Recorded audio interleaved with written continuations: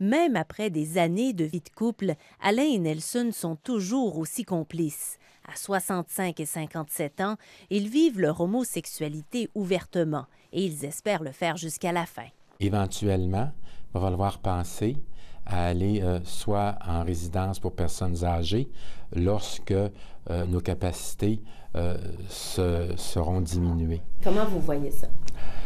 Si on va dans une maison de personnes âgées puis qu'on perd son identité à laquelle on s'est battu, si on peut dire, différents combats, là, à ce moment-là, c'est comme retourner dans le placard en fin de vie. Tout le monde s'entend pour dire qu'il y a des personnes gays ou bisexuelles dans les résidences pour personnes âgées de région comme celle du Saguenay-Lac-Saint-Jean. En trouver est une autre paire de manches. J'ai 75 ans et puis je vis ici en résidence et je trouve côté ami, c'est difficile des fois parce que je suis bisexuelle.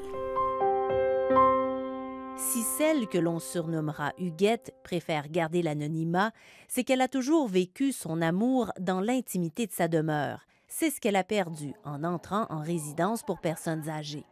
Je n'irai pas sauter sur les autres, non, c'est pas le but non plus, c'est pas ma vie. Ma vie, c'est si j'aime quelqu'un, je vais l'aimer. Mais si je veux du sexe, je veux du sexe. Quand tu es libre, tu t'en vas, tu peux prendre ta conjointe à côté de toi, lui donner un billet, et tu peux... Mais si tu t'en vas dans le passage, tu arrives, les préjugés sont là tout de suite. Ils sont là. Dans la salle à manger du domaine du Marquis, l'appétit prête à la confidence chez les résidents. C'est pas normal de voir deux gars ou bien deux femmes s'embrasser. Je trouve que c'est pas normal. Au début, c'est sûr que ça serait surprenant, là. Il y en a peut-être parmi nous autres qui le sont. Je ne le sais pas. Puis je ne veux pas le savoir. Je ferais un petit peu le saut, là. Sur le moment, là, je trouverais ça un petit peu étrange. Mais ça l'est, il faut s'habituer. Les gens qu'on a avec nous présentement, la moyenne d'âge, c'est, je dirais, peut-être 80. Et vous savez comme moi qu'il y a une question de culture puis d'éducation. Puis de valeurs aussi, des valeurs religieuses, des valeurs familiales. On accepte. Je pense que dans notre cœur, non, parce qu'on a été élevés différemment. On est allé d'une autre génération. Nos parents étaient tellement sévères sur ce côté-là. On l'accepte aujourd'hui, parce qu'on a évolué.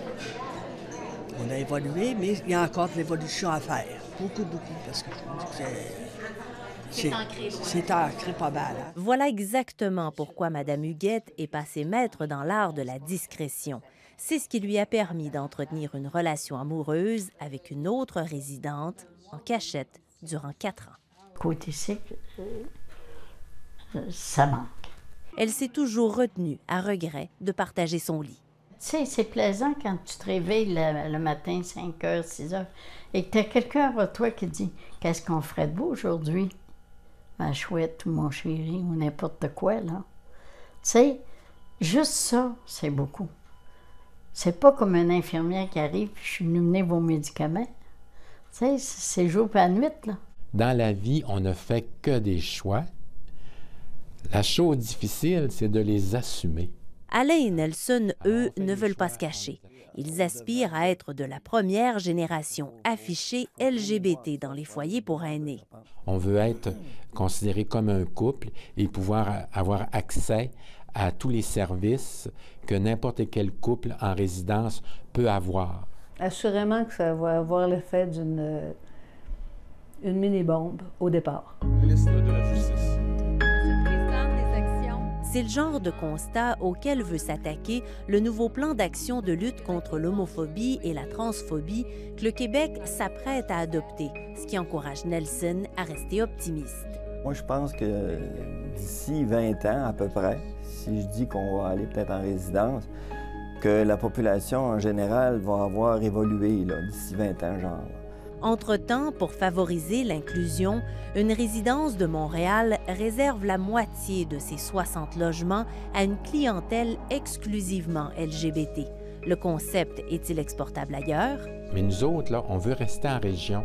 Puis ce serait utopique de penser qu'on pourrait se faire une résidence là, uniquement pour personnes LGBT. Là. L'association AGL LGBT du Saguenay-Lac-Saint-Jean préfère donc miser sur l'intégration. Ça prendrait même des cours, tu sais, de renseignement, là, pour qu'ils comprennent bien c'est qui. Des efforts en ce sens visent justement à créer pour la première fois en région une campagne de sensibilisation à l'homosexualité dans les résidences pour personnes âgées. Ici Catherine Paradis, Radio-Canada, Saguenay.